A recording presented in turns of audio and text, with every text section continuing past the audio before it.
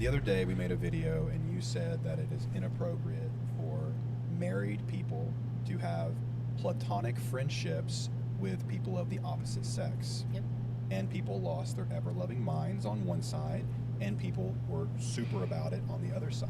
What would you say to the people who strongly disagree, who are like, we're married, we've been married for 20 years, and I have a friend, and he's like a brother, and we would never cross that line? I do not live my life based on being the exception, okay? I live my life based on a set of values and assuming that I fit the rule, not the exception. I do want to say this. This will always be a matter of preference and a matter of wisdom. The wisdom that a marriage, two people in a marriage decide to walk with. And it's not to say that if you choose to have a friend of the opposite sex, it's not to say that you're wiser because you choose, well, if you choose not to have friends of the opposite sex, it's not to say you're wiser.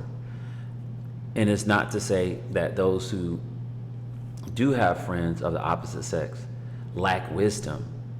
It's to say, no matter what we choose to do, it needs to be a choice that protects our marriage, that protects us as individuals in this marriage, and keeps others out of our marriage. Because I believe it's possible to have friends of the opposite sex in a marriage. I do. But I also believe it's healthy to be mindful not to have friends of the opposite sex in a marriage. And that's all contingent on the health of the marriage, the boundaries that are held within the marriage. And I think depending on your career, depending on the life you had prior to your marriage, these things can cause various marriages to move differently, because especially based off your jobs and stuff, like you could have built friendships through work, through church, through hobbies, and they could be with people of the opposite sex where boundaries have not been crossed. But it's also important to know that when you're married, that you need to protect your marriage, because you want to make sure that you don't put yourself or your spouse in a position to be brought to shame, or to experience infidelity, or to experience disrespect, because it's not always infidelity. Sometimes it's disrespect.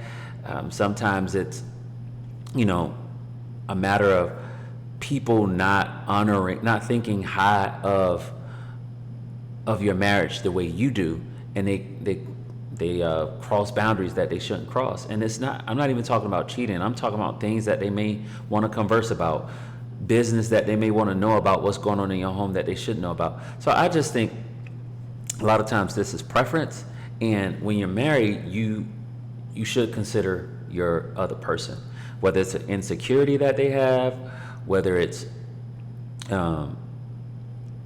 fear of giving in, whatever it is, giving into a situation to where they do fall short.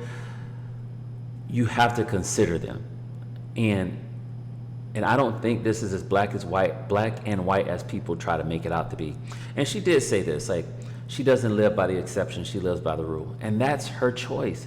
There are people who are married that have beautiful friendships, them and their wife, or them and the wife and the husband have wonderful friendships with someone who was a friend of the opposite sex to their spouse.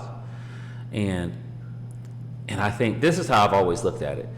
If I have wonderful women in my life that have been nothing but friends, and I'm not talking about these people where you crossed the line with, that you kissed them, or y'all thought about dating, or y'all gone all the way through, as they say, y'all ran all the bases, right?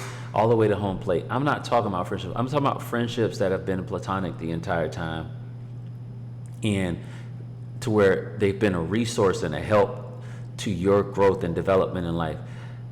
I look at it like this. If I'm married, these are the type of people I would want my wife to be friends with. If they can't be friends with my wife, then they can't be friends with me. That's how I look at it. If my wife is not comfortable, then that's a conversation she and I have to have, because I do value friendships. I really do. I also value order, and I understand that God's order is a man and his wife are supposed to leave, all others and cleave to one another. And sometimes that includes setting up boundaries to where, like, hey, we're not going to have friends of the opposite sex. For some people, that's where it lands. And for others, it's like, hey, my friends are your friends. And if they're not your friends, then now that's a different conversation, because you're a priority for me. You're my number one priority after God. So if they're not honoring you, then they're not honoring me. And if that's the case, then it's not going to work. It's no longer going to be friends. So I get her saying that she lives by the rule and not the exception, but that is her choice. Let's hear what else she got to say. And a lot of you guys are so self-deceptive, right? If you do any research, right, on intersexual competition, on psychology between female mating and male mating, then you know women keep backup mates. And they'll say it's platonic. He's just a friend, right? And that guy, by the way, most of the time is just waiting for you to have a conflict with your man so that he can step in and be the white knight. You deserve better than this. I personally, a lot of you might come back and say, because I saw this in the... Y'all heard her. She say, personally. That's why I'm saying this is personal opinion and preference. Comments too. Well, that makes your partner controlling. No, I choose not to put myself in a situation that would dishonor or disrespect my husband. Period. I don't need that. I don't need the attention from another man.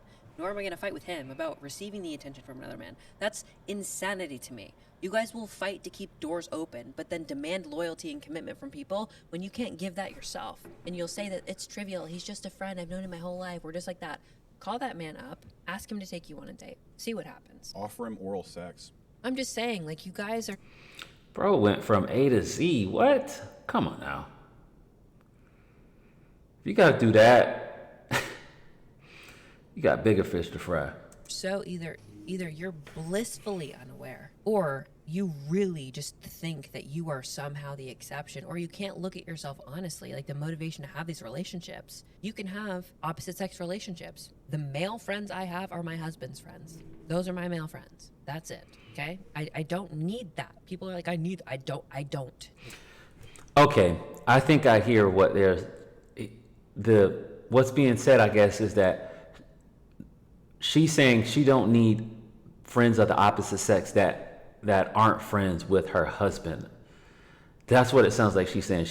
Because initially it sounded like they were saying she can't have male friends of the opposite sex at all, which would mean that even his friends aren't her friends. You know what I'm saying? So now I think I get what she's saying. She's saying more like, I don't have any male friends of my own that I'm connected with only. But if I have friends, they're the friends that are already friends with my husband. And that's a different story. And that's essentially what I was saying. I'm saying this thing is it's like about prioritizing your marriage and moving with wisdom, which it seems that's what her focus is honoring her husband, making sure that she protects how things look. Because there is such a thing as, escaping and doing things in a way that get rid of the very appearance of evil and wrongdoing. That's a real thing. So sometimes it's not about whether you're doing something wrong, it's a matter of how does this look. So I think I get it. She's saying she doesn't have any male friends of her own that are not connected to him. Whoever she's friends with that's a male, he's already friends with them. And that's essentially what I'm saying. I do need to be a woman of integrity, a woman who honors and respects her husband, a woman who values that relationship more than I value relationships with other men. I don't need that. Easy no thank you. Okay, those are my standards. If you want to diversify your options under the guise of friendship, cool. But again, couples who are happily married, couples who value each other and your time and the intimacy that you have and the connection of those things, like, they understand. I don't need to have a private conversation that you're not aware of. It's nothing off of my back. See, that's what I was saying. She's saying she don't need friendships that are of the opposite sex that are exclusively friends with her. Makes sense. And me, just personally as a man, I value my friends, but I've always said any friends that I have that are of the opposite sex, if their husbands aren't comfortable with being my friend as well, then it probably won't work, because I don't want a divide in their home. So you just kind of take the high road and say, hey, you'll always be my friend, but it'll just be different now. I'll just be praying for you and wishing you and your husband the best through prayer and from a distance. But in terms of just like chit chatting and hanging out how we used to, that just won't happen. And I just think that comes down to preference and prioritizing your spouse. Be transparent with you, or to not engage in those things, or to put us in a group chat, or to make sure that our friendships are with couples, right? Cool. It's literally not hard. It's actually easy. Like, I don't know if this is news to you. It's fucking easy. Or you just have those conversations. If you guys want to have open dynamics behind each other's back, fine. But like the quality of that, again, for me, not interested. I'm not interested in that personally. If you are interested in whatever, like, cool. But the depth of that dynamic is pretty limited, in my opinion. But people who are happily married, and this is why happily married people don't make content that pops off on the internet, by the way, like it's usually controversial and vitriolic in a way, they know. I just don't do that. I don't need to. Like, my husband and I are transparent. We have great connection. I love my husband more than anything in the world. I'd never do anything to hurt him, even if I felt it was harmless, right? Intent does not minimize impact. And for everybody who wants their husbands to be loyal and commit to them and sacrifice and be the honorable man, like, maybe you should just match that with the caliber of person that you are. Understood. Essentially, this is what I was explaining. It comes down to prioritizing your spouse, and I do think there are nuances to this, and so many things. Much of life is on a spectrum to where sometimes people are operating from a place of control and deep insecurity that not just goes into this area of your marriage, but into other areas that starts to become frustrating. So there are a lot of things that I think, needs to be talked about. But if we're keeping all things straight here, she's essentially saying, I'm not having any exclusive male friends, that aren't friends with my husband. And he's saying the same thing. And I just think it comes down to, I want to be mindful of what I say.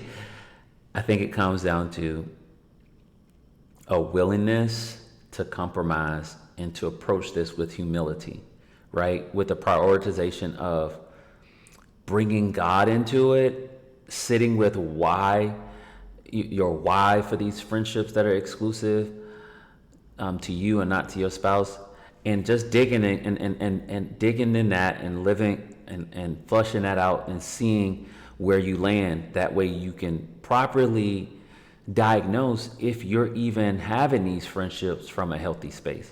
It could be nuanced, and I think there's a need for us to give grace and give room for that thought process.